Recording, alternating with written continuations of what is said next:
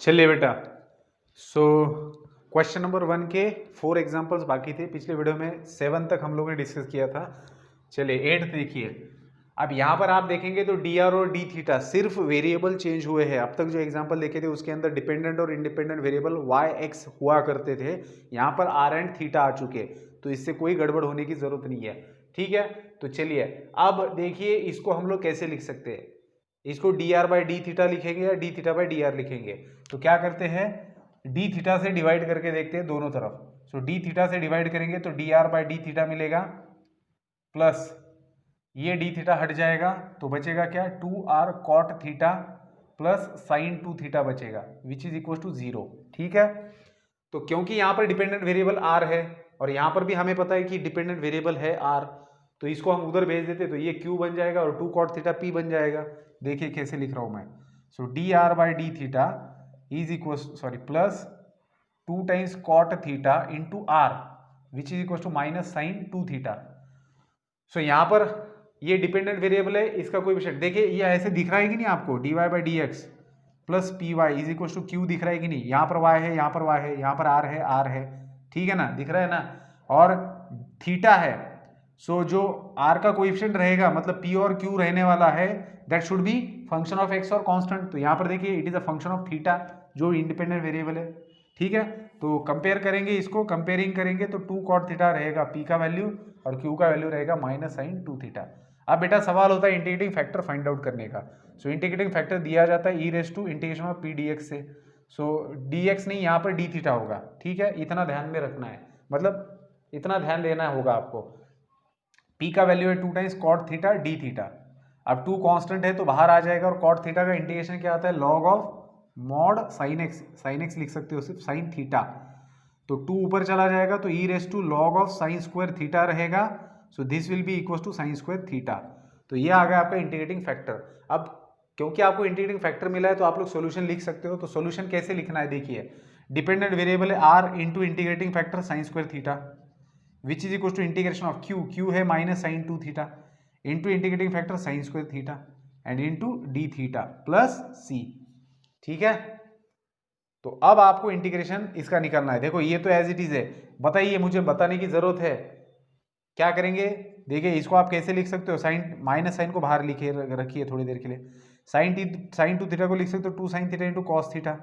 ठीक है, और साइन स्क्वायर थीटा को एज इट इज रहने दीजिए। और कैसे सॉल्व करो इसको, सब्सटीट्यूशन से सॉल्व करो। इंटीग्रेशन का पहला एक्सरसाइज सब्सटीट्यूशन वाला, साइन थीटा की जगह टी रख दो तो कॉस थीटा डी थीटा बन जाएगा डी टी, और ये sine theta into sine theta sine square बन जाएगा टी क्यूब, तो 2 into t cube d t बन जाएगा। तो सिंपल आएगा ना। तो put sine theta is equal to t और डिफरेंशिएट करो विथ रिस्पेक्ट टू थीटा, तो कॉस थीटा डी थीटा बन जाएगा डी टी। ठीक है भाई, कॉस थीटा डी थीटा बन जाएगा डी टी, और ये साइन स्क्वायर इंटू साइन बन जाएगा साइन क्यूब, और साइन की जगह रखेंगे टी तो टी क्यूब मिलेगा। टी क्यूब का इंटीग्रेशन आएगा टी रेस टू 4/4, टी की जगह फिर से साइन रख दो। समझे, चलिए आगे बढ़ते हैं क्वेश्चन नंबर 9 की तरफ। अब देखिए क्वेश्चन नंबर 8 भी तो सिंपल ही था, लेकिन वेरिएबल की वजह से बच्चे कंफ्यूज हो जाते हैं, है ना।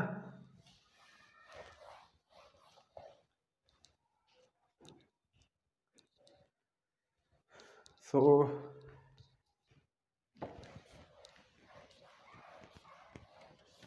चलिए क्वेश्चन नंबर 9। अब क्वेश्चन नंबर 9 को देखो, y इंटू डी एक्स है, y into D x plus x minus y square d y which is equal to 0। ठीक है, सो क्या करेंगे, d Y by D x लेके देखें, y plus x minus y square d Y by D x is equal to 0। D Y by D x कैसे लिया, D X से divide किया। देखेंगे क्या इसको d Y by D x plus P y के फॉर्म में लिख सकते हैं या नहीं। ठीक है, तो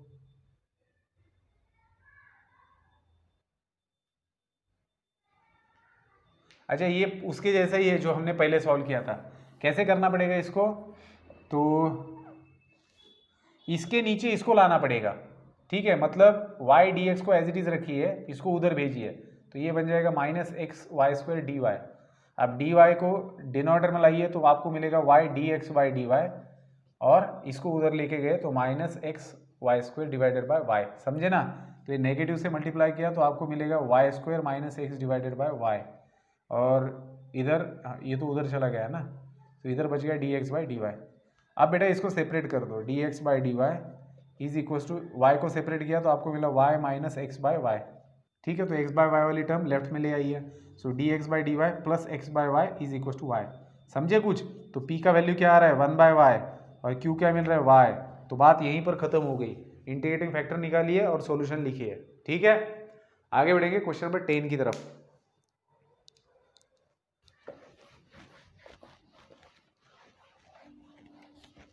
10th 1 minus x square d Y by D x plus 2 times x y is equal to x into 1 minus x square raise to 1 by 2।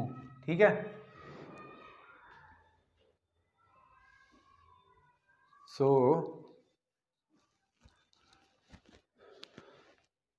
क्या करेंगे, d Y by D x के फॉर्म में लाना है, तो सबसे पहले d Y by D x का साइड जो है कोएफिशिएंट जो है उसको 1 बनाना है। तो क्या करेंगे 1 माइनस एक्स स्क्वायर से डिवाइड करेंगे, तो d Y by D x plus 2x divided by 1 minus x square into y is equal to x 1 minus x square raise to 1 by 2 divided by 1 minus x square. ये ऊपर जाएगा तो power को negative बना देगा, इसलिए इसी को नीचे ले आओ। ठीक है ना, तो क्या मिलेगा आपको x by 1 minus x square raise to 1 by 2, क्योंकि यहाँ पर पावर 1 है, ये नीचे आएगा तो माइनस 1 बाई 2 बनेगा, तो वो अल्टीमेटली 1 बाई 2 बन जाएगा। और लेफ्ट में देखिए D Y by D x plus P Y is equal to Q, तो p क्या मिल रहा है आपको 2x by 1 minus x square. तो इंटीग्रेटिंग फैक्टर निकालेंगे e raise to P D X, so E raise to P क्या है 2x divided by 1 minus x square D x.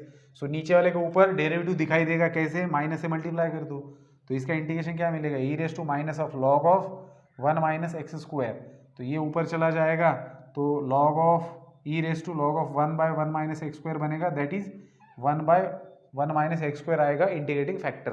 ठीक है, तो ये इंटीग्रेटिंग फैक्टर आ गया तो बात खत्म हो गई। सॉल्यूशन लिखेंगे सीधा y into integrating factor which is equal to integration of this, और निकालिए इंटीग्रेशन। ठीक है, 11 तो कतई सिंपल दे रखा है भाई, d Y by D x का कोएफिशिएंट है, इसको 1 बनाना है, तो 1 प्लस एक्स स्क्वायर से डिवाइड कर दो, तो क्या मिलेगा 1 प्लस एक्स स्क्वायर से डिवाइड करेंगे तो d Y by D x plus 1 by 1 plus x square into y is equal to e raise to tan inverse x divided by 1 plus x square. बताओ, ये तो सीधा सीधा सब्स्टिट्यूशन वाला case दिख रहा है। चलिए, तो इंटीग्रेटिंग फैक्टर क्या आएगा, ये p है आपका, ये p है E raise to integration of P D X, तो ई रेस टू पी क्या है 1 by 1 plus x square D x है, सो इसका इंटीग्रेशन क्या बनेगा E raise to tan inverse X बनेगा। सो सॉल्यूशन क्या लिखेंगे y into E raise to tan inverse X is equal to integration of q क्या है आपका, q है E raise to tan inverse x divided bye ये 1 by tan inverse x होता है, तो tan इनवर्स एक्स लिख दिया हमने इसको। हाँ, तो E raise to tan inverse X आपका q पहले लिखेंगे E raise to tan inverse X 1 plus x square into आपका इसको किससे इंटीग्रेटिंग फैक्टर से मल्टीप्लाई करते हैं ना, तो वो क्या आया था E raise to tan inverse X into D x plus C. तो ये तो सिंपल है भाई, E raise to tan inverse X का होल स्क्वायर हो रहा है, हम लोग tan इनवर्स एक्स की जगह t रख देंगे, 1 by 1 plus x square D x d t बन जाएगा, और ई रेस टू टी का होल स्क्वायर बनेगा, that is e raise to 2t बनेगा, और ई रेस टू 2t का इंटीग्रेशन क्या आएगा ई रेस टू 2t बाई 2, तो t की जगह tan इनवर्स एक्स रख दो, बात खत्म कर दो, इंटीग्रेट कर दो इसको। ठीक है, तो इस प्रकार से यहाँ पर क्वेश्चन नंबर 1 खत्म हो जाता है। चलिए मैं क्वेश्चन नंबर 2 लिख देता हूँ, मतलब आगे के क्वेश्चन लिखता हूँ, फिर हम उनको भी डिस्कस करेंगे। पॉज कर देता हूँ थोड़ी देर के लिए। चलिए बेटा, अब ये एक अलग फॉर्मेट है क्वेश्चन का, ठीक है ना, है तो मतलब अगर आप देखेंगे तो ये वर्ड्स के अंदर प्रॉब्लम बनाया गया है, लेकिन इसको सॉल्व करने के लिए डिफरेंशियल इक्वेशन का यूज करना पड़ेगा। कैसे, देखिए सबसे पहले तो इसके अंदर पूछा क्या है वो देखते हैं। देखिए, find the equation of the curve. अच्छा, इक्वेशन, कर्व का इक्वेशन निकालना है नीचे दी गई कंडीशंस को कंसिडर करके। क्या है, विच पासेस थ्रू द ओरिजिन। अच्छा, हम लोग जिस कर्व का इक्वेशन निकालने जा रहे हैं, that curve passes through the origin, ये बात ध्यान में रखना है, मतलब इसका यूज होगा आगे कि हम लोग जिस कर्व का इक्वेशन निकाल रहे हैं that is passing through origin, मतलब ओरिजिन उसके ऊपर है, तो origin will satisfy that equation. चलिए, and has the slope at any point on it. अच्छा, अब वो जो कर्व है जिसका हम लोग इक्वेशन निकाल रहे हैं, उस कर्व के ऊपर कहीं पर भी जो कर्व के ऊपर कोई भी एक पॉइंट है, तो उस पॉइंट पर निकाली गई टेंजेंट का स्लोप इस इक्वेशन से दिया जाएगा। समझ रहे हो कैसे दिया जाएगा? आप कर्व के ऊपर का कोई भी एक पॉइंट ले लो, उसके आपके पास उस पॉइंट के आपके पास एक्स और वाई कोऑर्डिनेट रहेंगे। अब उस एक्स और वाई कोऑर्डिनेट को इसके अंदर रख दो, तो आपको उस पॉइंट पर निकाली गई टेंजेंट का स्लोप मिल रहा है। मतलब समझ रहे हो? उस कर्व के ऊपर का कोई भी पॉइंट जो है, उस पॉइंट पर निकाली गई टेंजेंट की स्लोप का जनरल इक्वेशन दिया गया है। ठीक है, तो अब उस कर्व का इक्वेशन कैसे निकाला जाए, तो कैसे इसको सॉल्व करेंगे इसके बारे में सोचना है। तो सबसे पहले तो ये देखिए बेटा कि हमें उस कर्व के ऊपर का कोई भी एक पॉइंट है हमारे पास एक्स वाई, ठीक है, और ये कहा जा रहा है कि slope of the tangent at this point is this. ठीक है, तो हम लोग क्या कहेंगे कि let p of x, y be any point on curve, then slope of tangent at p of x, y will be dy by dx। अब हम तो जनरल लिख रहे हैं ना, so will be dy by dx। ठीक है, ये भी लिखा जाएगा तो विल बी दिस, लेकिन उन्होंने खुद दे रखा है कि स्लोप क्या है, ये है, इस इक्वेशन से दिया जाएगा स्लोप। सो देयरफॉर हम लोग क्या लिख सकते हैं, therefore dy by dx must be equals to x plus 3y minus 1।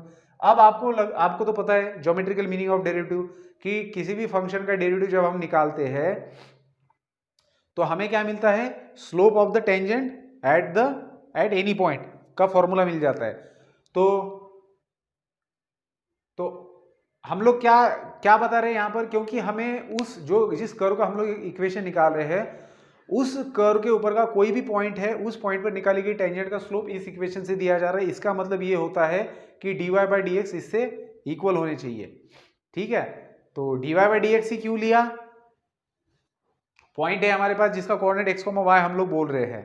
ठीक है ना, तो स्लोप रहेगा dy by dx, तो dy by dx भी स्लोप है और ये भी स्लोप है, इसका मतलब ये दोनों चीजें सेम होने चाहिए, तो हमने इसको इक्वेट कर दिया।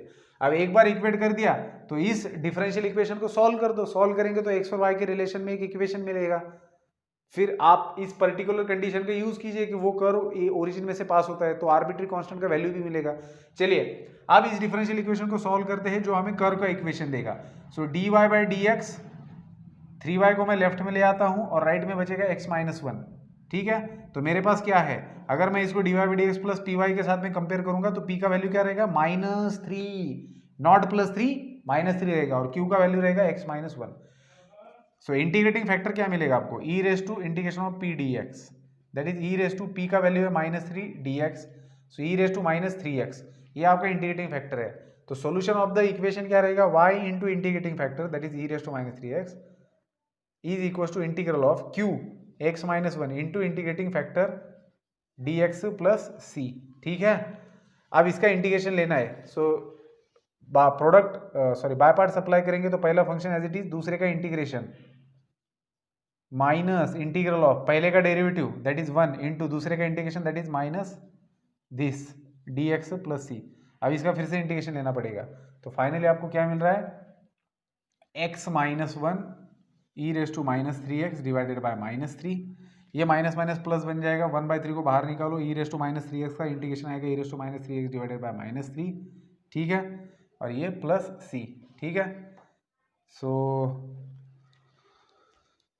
ऊपर वाले को मैं हटा देता हूं, इसको हटाएंगे, ठीक है, इसको भी हटा देता हूं। तो मेरे पास इक्वेशन क्या है, y into E raise to -3x is equal to E raise to -3x x -1 divided by -3, ये माइनस साइन है तो E raise to -3x divided by 9 plus c। ठीक है, अब सभी तरफ ई रेज टू -3x से डिवाइड करेंगे तो इसको भी डिवाइड करना पड़ेगा, तो इसको तो न्यूमरेटर में जा बैठेगा ई रेज टू 3x। देखो ई रेज टू -3x को हमने हटाया सब तरफ डिवाइड करके।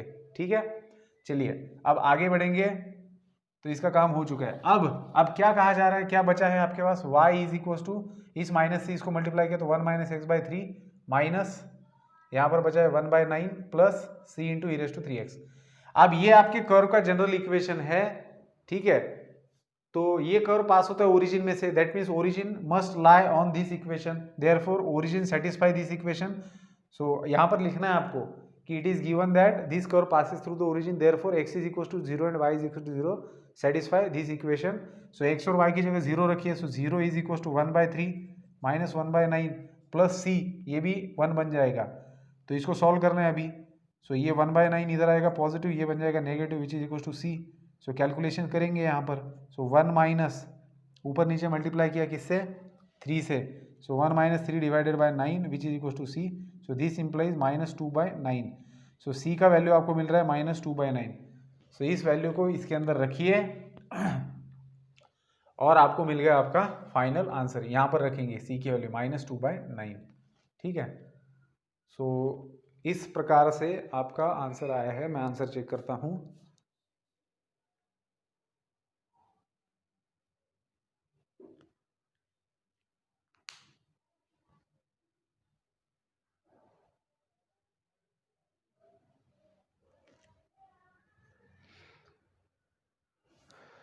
ठीक है, सही है, कोई दिक्कत नहीं है। आप लोग चाहो तो इस कांस्टेंट को चेंज कर सकते हो, ठीक है ना।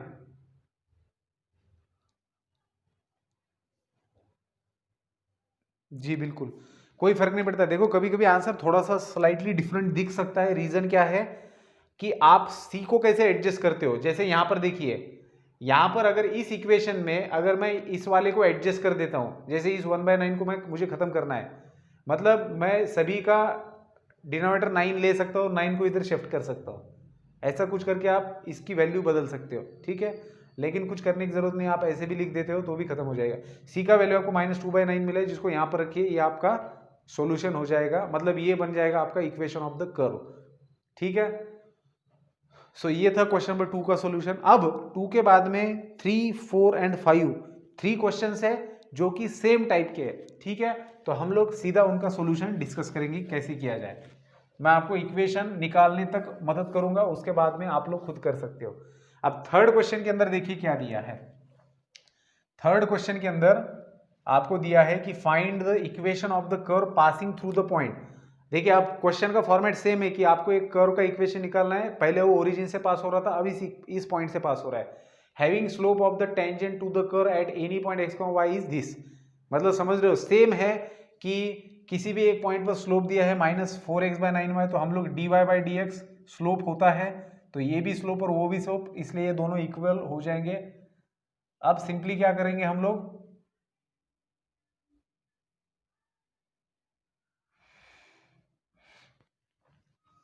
क्या करेंगे, सिंपली कुछ कर भी सकते हैं।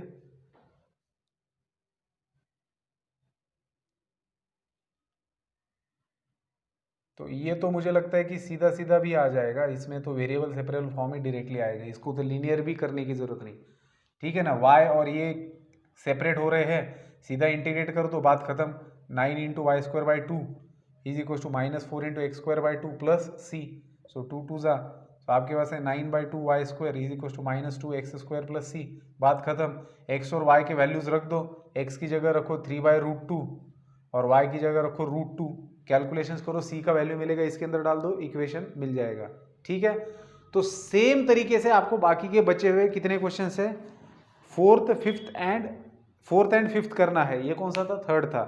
फोर्थ के अंदर क्या दिया, curve passes through the point the sum of the, ठीक है। चलिए कंडीशन दी है कुछ, मैं पॉज करके एग्जांपल लिखता हूं, उसको भी डिस्कस कर देते हैं। चलिए देख लेते हैं इनका क्या कहना है। फोर्थ के अंदर आपको कर्व का इक्वेशन निकालना है। The curve passes through the point, इस पॉइंट में से पास हो रहा है।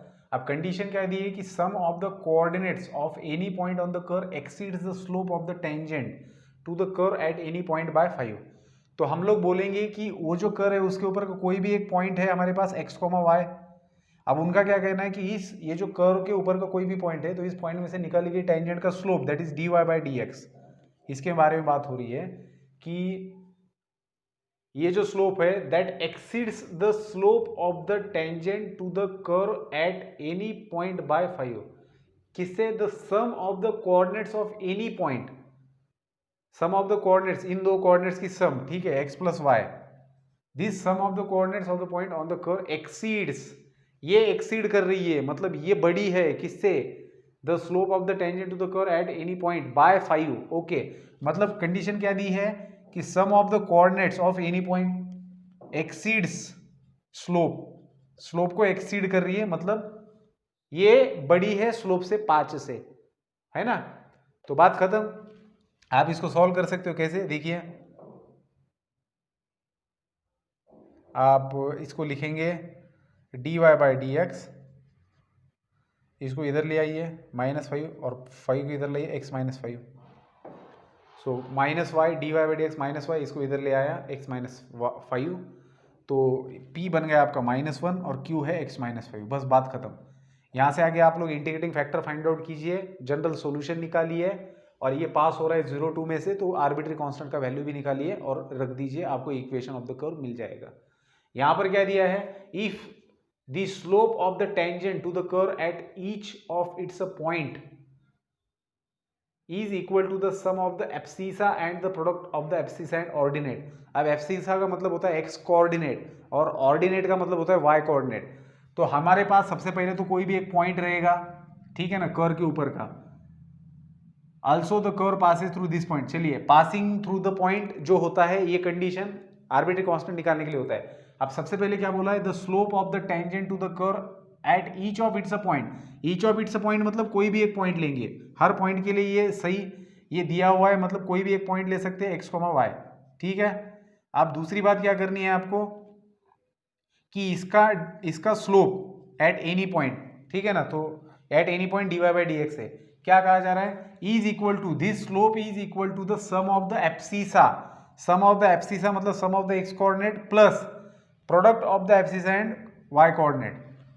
तो ये जो आपका स्लोप है that is equal to sum of the x coordinate and product of the x and y coordinate, ठीक है। तो बात खत्म होगी, इसको सॉल्व करेंगे, इसमें से x को कॉमन निकालो, तो ब्रैकेट के अंदर 1 प्लस y बचेगा। तो क्या कर सकते हैं इसको?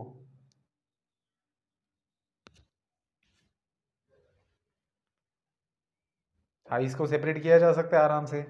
1 by 1 plus y d Y is equal to x into D x, लिख सकते हैं ना इसको ऐसे। 1 प्लस वाई इधर आ जाएगा तो वेरिएबल सेपरेबल फॉर्म बन गया, बस इसको इंटीग्रेट कर दो, बात खत्म, जनरल सॉल्यूशन मिल जाएगा। तो जो सॉल्यूशन आएगा उसके अंदर x का वैल्यू 0 रखो, y का वैल्यू 1 रखो, आर्बिट्री कांस्टेंट का वैल्यू मिलेगा, उसको जनरल सॉल्यूशन में डाल दो, तो इक्वेशन ऑफ द कर्व मिल जाएगा, ठीक है। तो इस तरीके से यहाँ पर हमारा एक्सरसाइज 6.5 भी खत्म होता है। अच्छे से प्रैक्टिस करो, सॉल्व करो, ठीक है। अब हमारा लास्ट एक्सरसाइज बचता है, वो है एप्लीकेशन ऑफ डिफरेंशियल इक्वेशन, तो उसको डिस्कस करेंगे नेक्स्ट लेक्चर के अंदर, वीडियो के अंदर। आप लोग मिसलेनियस सॉल्व करना स्टार्ट कर दीजिए, वो आप ही का काम है, ठीक है। मिलते हैं नेक्स्ट वीडियो के अंदर।